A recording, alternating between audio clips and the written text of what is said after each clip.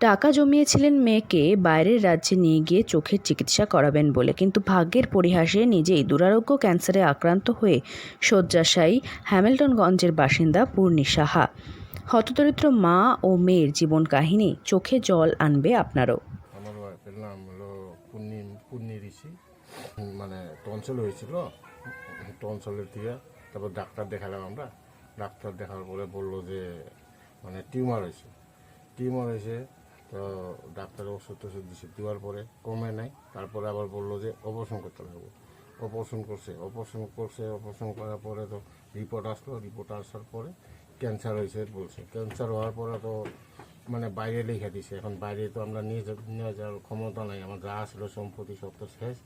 আমার ছোটো মেয়ের জন্য চোখ ট্রিটমেন্ট করার জন্য আমি অল্প পয়সা জোগাড় করছিলাম, জমা করতেছিলাম, নেপাল নিয়ে যায় চোখটা ঠিক করব।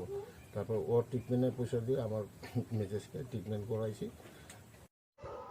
18 বছরের গীতা ঋষি ছোট থেকেই চোখের সমস্যায় জর্জরিত। দিন প্রতিদিন দু চোখের দৃষ্টিশক্তি ক্ষীণ হয়ে আসছে তার। ছোট থেকেই তাকে আগলে রেখেছেন তার মা পূর্ণি ঋষি। বর্তমানে তিনিও ক্যান্সারে আক্রান্ত। নুন আনতে পান্তা ফুরোনোর সংসারে ওষুধ কেনার সামর্থ্যই নেই। বিনা চিকিৎসায় রয়েছেন মা ও মেয়ে। নমস্কার। উনি হচ্ছে আমাদের পাড়ারই, আমরা ওনার প্রতিবেশী। তো ওনার বউর এরকম হয়েছে, ক্যান্সার হয়েছে। তো পাড়াটার নাম হচ্ছে দত্তপাড়া, গ্রামের নাম হ্যামিল্টনগঞ্জ, রবীন্দ্রনগর। তো আমরা চাচ্ছি যে আপনারা যদি ওনাদের পাশে এসে দাঁড়ান, সহায়তা করুন, তাহলে সবচেয়ে ভালো হয়। আমরা এদিকে পূর্ণি ঋষির স্বামী মঙ্গল ঋষি গাড়ির চালক। গাড়ি নিয়ে এদিক ওদিক ছুটতে হয়েছে, তাই সংসারে বেশি সময় তিনি কখনোই দিতে পারেননি।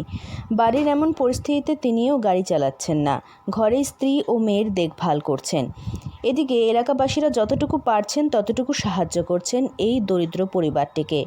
এই বিষয়ে পূর্ণি ঋষির স্বামী মঙ্গল ঋষি জানান, তিনি কাজে যেতে পারছেন না দীর্ঘদিন, সংসার চালানোর টাকা নেই, বিনা চিকিৎসায় রয়েছে তার স্ত্রী ও মেয়ে। একটু সাহায্য যদি কেউ করত। আলিপুরদুয়ার থেকে অনন্যাদের রিপোর্ট, লোকাল 18 বাংলা।